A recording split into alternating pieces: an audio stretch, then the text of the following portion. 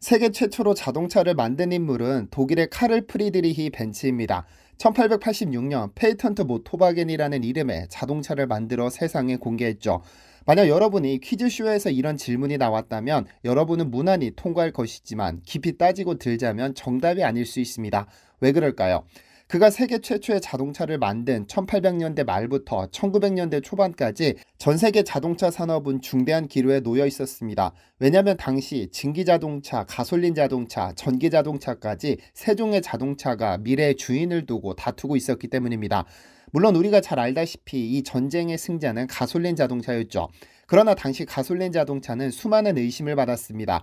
오히려 가솔린 자동차가 증기자동차나 전기자동차를 앞설 것이라 장담한 사람은 거의 없었습니다. 1900년경 미국에서 총 4192대의 자동차가 생산되었는데 그중 증기자동차가 40%로 가장 높았고 전기자동차가 38%, 가솔린 자동차는 22%에 불과했죠. 유럽도 사정이 다르지 않았습니다. 구입비와 유지비가 낮고 강력한 엔진을 탑재한 증기자동차나 지금처럼 소음과 냄새가 없고 안락한 전기자동차에 비해 가솔린 자동차는 문제가 많았습니다. 속도조절장치, 냉각장치, 밸브장치, 기화장치 등이 복잡하게 연결되어 있기 때문에 고장이 빈번했고 유지와 정비도 쉽지 않았습니다. 가솔린이 가진 장점이라고는 고작 연료의 추가 공급 없이 장거리를 빠르게 달릴 수 있다는 것뿐이었죠. 하지만 헨리 포드의 등장으로 가솔린 자동차의 운명이 달라졌습니다. 저렴한 가격, 단순한 구조, 대량 생산, 손쉬운 수리를 가능하게 한 그는 가솔린 자동차가 온 세상을 지배하게 만들었죠. 그런데 자동차 역사의 중대한 전환점이 된 이 장면을 우리는 지금 현재 목격하고 있습니다. 화석연료로 굴러가는 자동차의 시대가 저물고 그에 밀려났던 전기자동차의 시대가 도래했습니다. 그런데 전기자동차의 시대도 조만간 저물게 될지도 모릅니다. 수소자동차의 시대가 동시에 펼쳐질 준비를 하고 있으니까요. 그리고 한국은 전기자동차뿐만 아니라 수소자동차 분야에서 세계에서 가장 앞서 나가고 있습니다. 테슬라 CEO 일론 머스크의 간담을 서늘하게 만드는 한국의 자동차를 자세히 알아봐야겠습니다.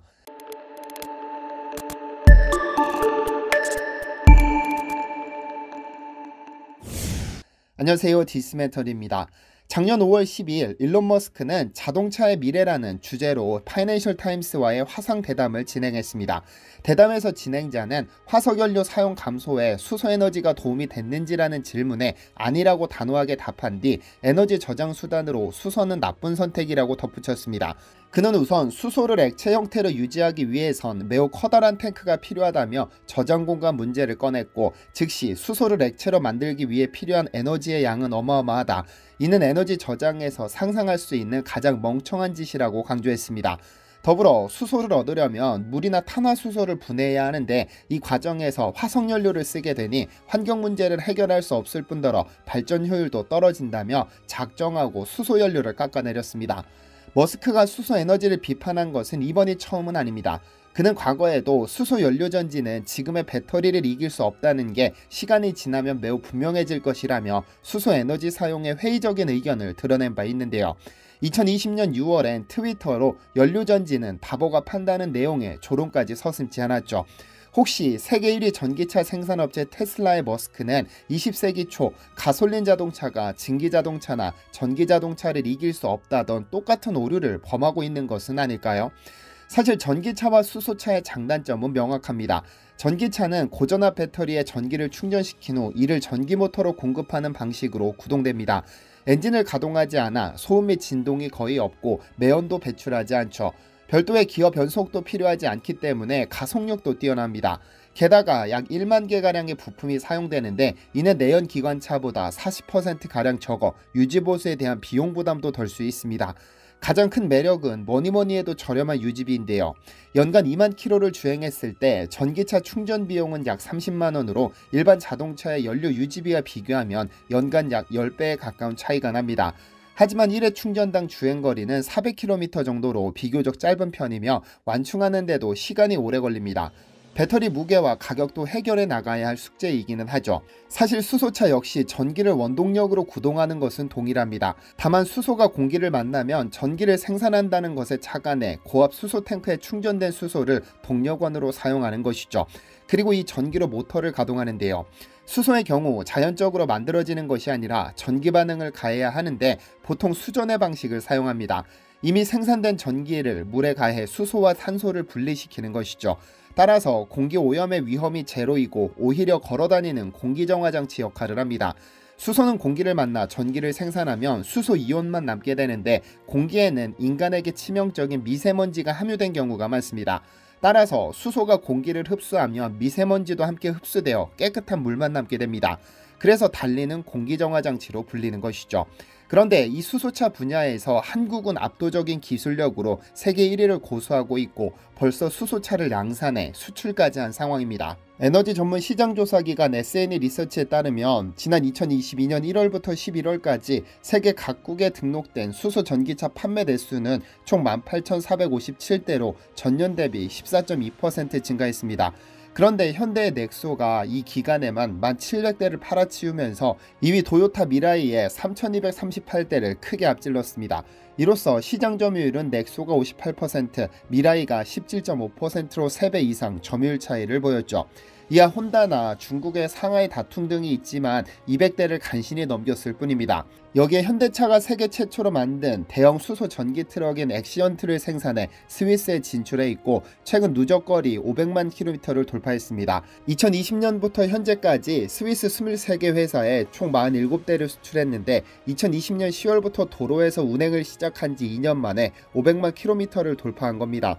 그러니까 넥소든 엑시언트든 수소 전기차는 꿈의 자동차가 아니라 실제 도로를 달리면서 그 성능을 인정받고 있는 겁니다. 특히 스위스의 엑시언트는 이산화탄소 배출 없이 생산된 그린 수소만을 연료로 사용해 유럽을 중심으로 친환경 수소 밸류체인 구축에 기여하고 있는 중이죠. 아마 내년을 기점으로 엑시언트는 새로운 분기점을 맞이하게 될 것으로 보이는데요.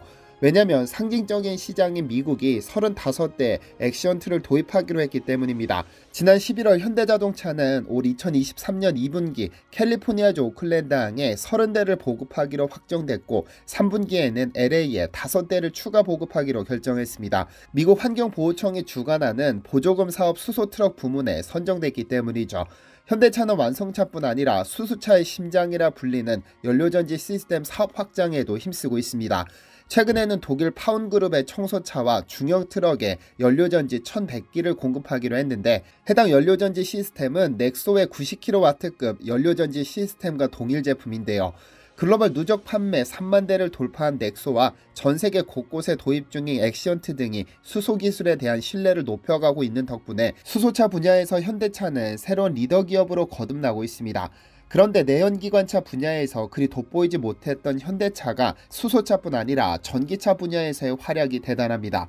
지난 6월 말 머스크는 트위터에 현대차가 매우 잘하고 있다는 트윗을 남겨 경쟁사인 현대자동차를 칭찬했는데요. 이는 상당히 이례적인 상황으로 미국 전기차 시장에서 1위를 수성 중인 테슬라를 현대차가 빠르게 추격하고 있다는 소식이 전해지면서 나온 발언입니다.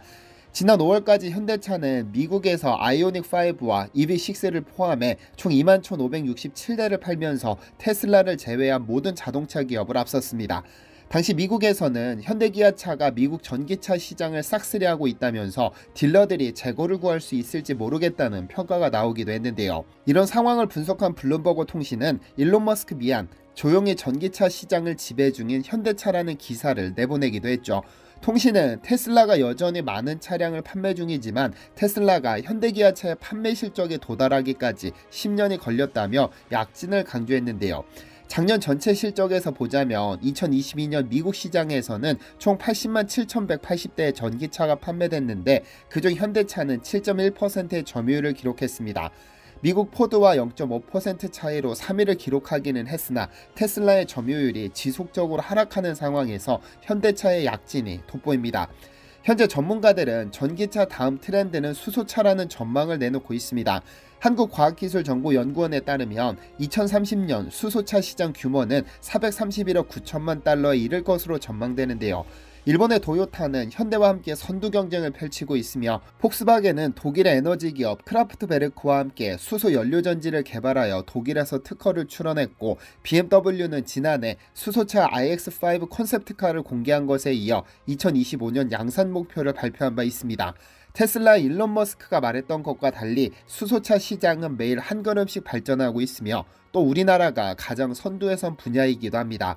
20세기 초 모두가 불가능할 것이라 했던 가솔린 자동차가 세계를 정복했듯 21세기의 수소 자동차가 그렇게 되지 말라는 법은 없습니다. 현대차가 수소차로 세계를 호령하는 그날까지 응원하겠습니다. 디시멘터리에서는 여러분의 제보를 기다립니다. 제 채널에서 다뤘으면 좋겠는 뉴스 또는 널리 알려졌으면 하는 영상은 디시멘터리 네이버.com으로 보내주시면 소중히 제작하겠습니다. 시청해주셔서 감사합니다.